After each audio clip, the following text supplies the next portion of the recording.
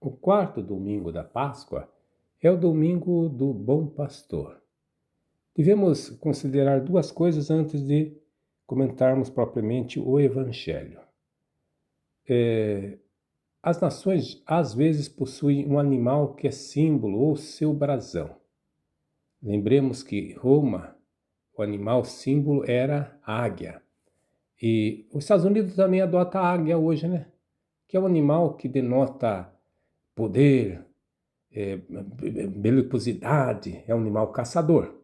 Mas Israel tinha como animal símbolo, ou uma espécie de brasão, a ovelha, o cordeiro. Por quê? Porque existia uma profissão de fé por trás disso. Não existe cordeiro, não existe ovelha sem ter um pastor que cuide delas. E assim era a profissão de fé. Israel era frágil e só existia porque Deus era o pastor e cuidava dele. Os chefes dos povos antigos, por exemplo, reis, sumos sacerdotes, a elite, gostava de usar essa imagem do pastor, e que era uma imagem que Israel aplicava a Deus a si mesmo, para denotar que eles estavam preocupados com o povo.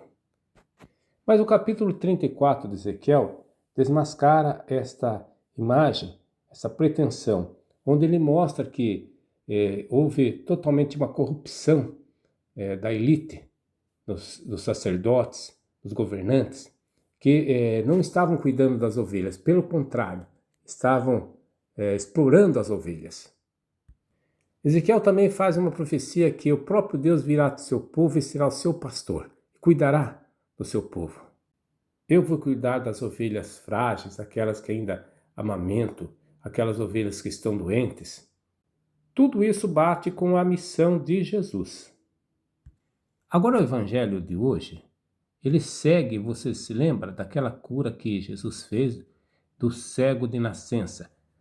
O fato é que Jesus fez aquele milagre no dia do sábado e ele foi acusado pelos judeus de não ser boa pessoa, porque é um pecador. Ele não guarda o sábado. Assim, esse texto apresenta Jesus como verdadeiro pastor e uma crítica aos falsos pastores. O primeiro versículo diz assim: em verdade vos digo, quem não entra pela porta do redil das ovelhas, mas sobe por outro lugar, é ladrão e assaltante. Aqui a tradução está inadequada. Não está escrito redil, mas está escrito átrio. É claro que Jesus está se referindo à porta do templo de Jerusalém. Essa elite tinha transformado o templo de Jerusalém num covil de ladrões. Embora Jesus não fosse propriamente um pastor de ovelhas, ele era carpinteiro, ele, na sua infância, com toda certeza, deve ter visto uma das cenas mais comoventes, que você sabe que antigamente eles faziam, por economia, um redil de ovelhas comunitário. E cada manhã ia um pastor lá chamar suas ovelhas. Quando ele chegava perto da porta, o que acontecia? As ovelhas eram capazes de distinguir a voz do pastor e só saíam as ovelhas daquele pastor. É uma coisa bastante admirável isso.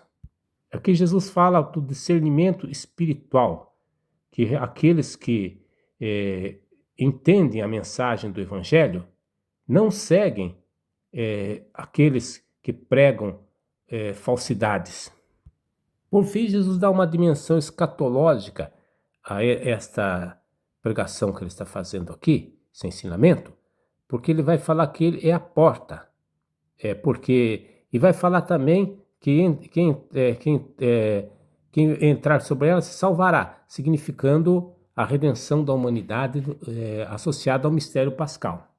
Ele fala que quem entra por mim será salvo, entrará e sairá. O cristianismo é uma religião de liberdade. Ninguém é obrigado a seguir Jesus, por isso está a expressão entrar e sair. A religião judaica da época é uma imposição, uma obrigação. Amém.